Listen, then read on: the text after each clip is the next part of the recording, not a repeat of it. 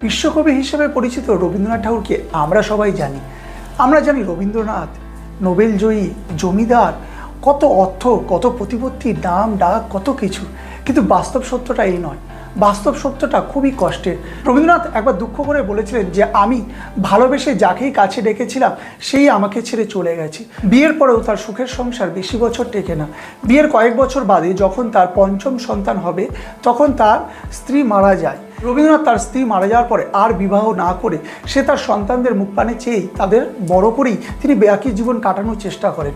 কিন্তু কালের নিয়মে তার কপালে সে সুখটাও সইল না। রবীন্দ্রনাথের একের পর এক তার সব সন্তানরা তার চোখের সামনে মারা যায়। এমনকি তার নিজের হাতে বড় করা তার ছোট মেয়েও তার চোখের সামনে মারা যায়। আপনার কি মনে হয় রবীন্দ্রনাথের জীবনটা খুবই সুখে? রবীন্দ্রনাথের প্রতিটা মুহূর্তে কষ্টের। রবীন্দ্রনাথ তার চোখের জল, তার জীবনের কষ্টগুলি যেন তার কবিতার মাধ্যমে তুলে ধরেছেন। তার এই কষ্টগুলোই যেন এই কবিতাগুলোকে আরও প্রাণবন্ত বা জীবন্ত করে তুলেছে। রবীন্দ্রনাথ ছিলেন দেবেন্দ্রনাথ ঠাকুরের 14তম সন্তান। রবীন্দ্রনাথের মাতা ছিলেন সারদা দেবী। রবীন্দ্রনাথের শিক্ষা আরম্ভ হয় দাদা হেমেন্দ্রনাথের হাত ধরে। বিদ্যালয়ের ধরা বাঁধা শিক্ষার প্রতি রবীন্দ্রনাথের বিশেষ আকর্ষণ ছিল না। Normal school, Bengal academy, oriental seminary ও শেষে সেন্ট জেভিয়ার স্কুলে তিনি কিছুকাল পড়াশোনা করেন। তিনি অবশেষে বিদ্যালয়ে যেতে অস্বীকার করেন। মাত্র 8 বছর বয়সে রবীন্দ্রনাথ কাব্য রচনা শুরু করে দেন। রবীন্দ্রনাথের অল্প বয়সেই বিয়ে হয়ে যায়। 1898 খ্রিস্টাব্দে রবীন্দ্রনাথ তার স্ত্রী মৃণালিনী দেবী ও 5 সন্তানকে নিয়ে শিলাইদহে জমিদারির কাজ দেখাশোনা করতে চলে যান। বর্তমানে এই অঞ্চলটি বাংলাদেশের কুষ্টিয়া জেলায় অবস্থিত। তিনি এখানে জমিদার বাবু নামে পরিচিত ছিলেন। তিনি এখানে থাকাকালীন 59টি ছোট গল্প এবং বহু কবিতা ও গান লেখেন। রবীন্দ্রনাথে শিলাইদহে বেশ সুখেই জীবন কাটিয়েছিলেন। রবীন্দ্রনাথ ঠাকুরের 2 ছেলে ও 3 মেয়ে ছিল। তারা হলেন সমীন্দ্রনাথ, রথীন্দ্রনাথ, মাধুরীলতা বা বেলা, রেণুকা ও মীরা বা অতসী। রবীন্দ্রনাথকে আমরা জানি জমিদার বাড়িতে সোনার চামচ মুখে নিয়ে জন্মানো সুখী মানুষ। কিন্তু বাস্তব জীবনটি রবীন্দ্রনাথের সেরকম ছিল না। পারিবারিক জীবনে রবীন্দ্রনাথের অতটা সুখ ছিল না। তিনি ব্যক্তিগত জীবন ছিল তার দুঃখ ও শোকে ভারাক্রান্ত। মাত্র 13 বছর বয়সে রবীন্দ্রনাথের মা সারদা দেবী মারা যান। বিয়ের রাতেই বড় বোনের স্বামী সারদা প্রসাদ মারা যান। বিয়ের 4 মাস পরে 1884 সালে তার প্রিয় বৌদি কাদম্বরী দেবী, যিনি তাকে মাতৃস্নেহ দিয়ে বড় করেছিলেন, তিনি আফিম খেয়ে আত্মহত্যা করেন। কাদম্বরী দেবীর মৃত্যুটা রবীন্দ্রনাথের কাছে ছিল খুব দুঃখের। মাত্র 41 বছর বয়সে রবীন্দ্রনাথের দাম্পত্য জীবন শেষ হয়ে যায়। 1902 সালে রবীন্দ্রনাথের স্ত্রী মৃণালিনী দেবী মারা যান। রেখে যান 3 মেয়ে ও 2 ছেলে। বেলা ও রেণু বিয়ে হয়ে গেলেও রথীন্দ্রনাথ ও মীরা তখনও নাবালক ছিল।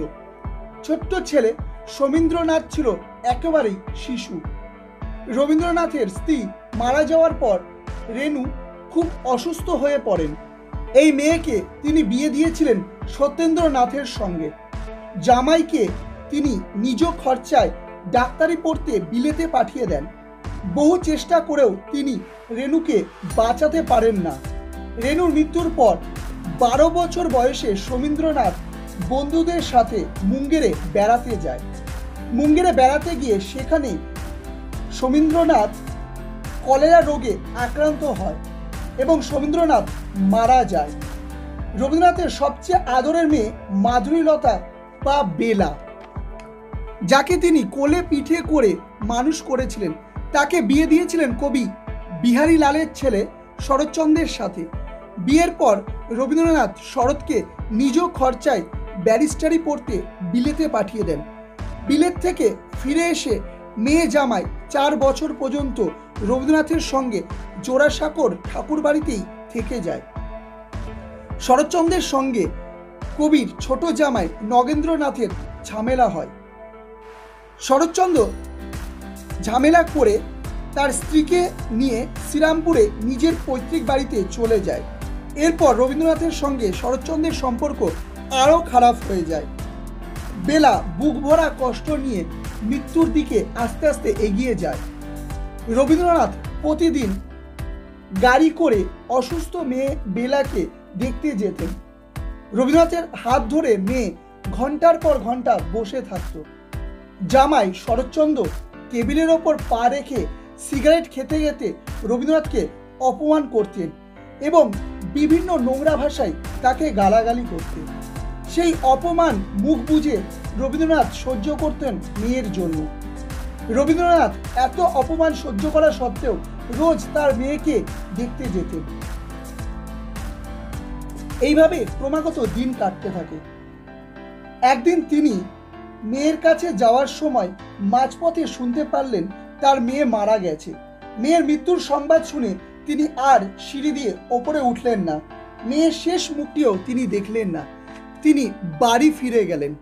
পরবর্তীকালে রথীন্দ্রনাথ লিখেছেন, বাড়িতে এসে তিনি কাউকে তার দুঃখের কথা বলেননি।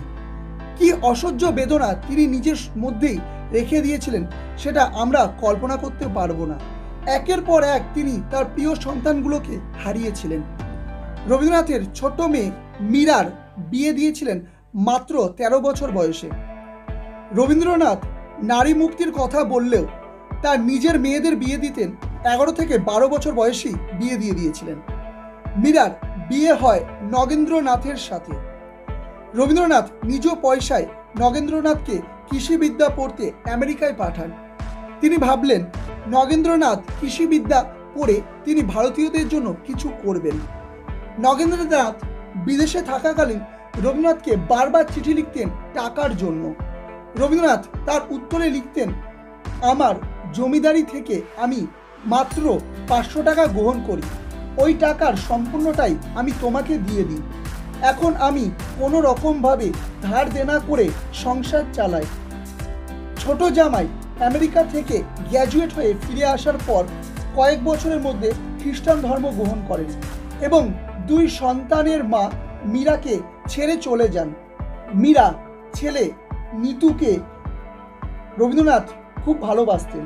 নিতু ছিল রবীন্দ্রনাথের সবচেয়ে প্রিয় নাতি। উচ্চ শিক্ষার জন্য তিনি নিতুকে জার্মানিতে পাঠান। কিন্তু রবীন্দ্রনাথের কপাল এতটাই খারাপ যে মাত্র 20 বছর বয়সে নাতি নিতু যক্ষা রোগে আক্রান্ত হয় এবং জার্মানিতেই মারা যায়। এতগুলো মৃত্যু বেদনা পার হওয়ার পর কিভাবে বুকে এত অসহ্য যন্ত্রণা নিয়ে কবি এত সুন্দর কবিতা, গল্প, গান লিখতেন তা ভাবতেই অবাক লাগে। কবি সারা জীবন শুধু দুঃখই পেয়ে গেছে। একে একে তার প্রিয়জন তাকে ছেড়ে চিরতরের জন্য চলে গেছে। তিনি যে কত দুঃখের ভিতর দিয়ে জীবন কাটিয়েছিলেন তা বাইরের রবীন্দ্রনাথকে দেখলে বোঝা যায় না। তাই তো তিনি 1913 সালে নোবেল পুরস্কার পাওয়ার সময় বলেছিলেন, আমি এই সম্মানের পাত্রকে ওষ্ঠ পর্যন্ত তুলব, কিন্তু গলা পর্যন্ত ঢুকতে দেব না। কত বড় অভিমান ও দুঃখ নিয়ে মানুষ এই কথাটি বলে তা আমাদের ভাবতে হবে। রবীন্দ্রনাথ তার জীবনে শুধু কষ্টই পেয়ে গেছে, সুখ তার জীবনে হয়তো আসেনি।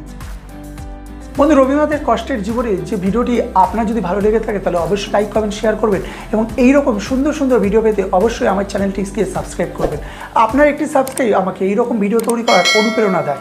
সাবস্ক্রাইব করবেন এবং পাশে থাকবেন। ধন্যবাদ।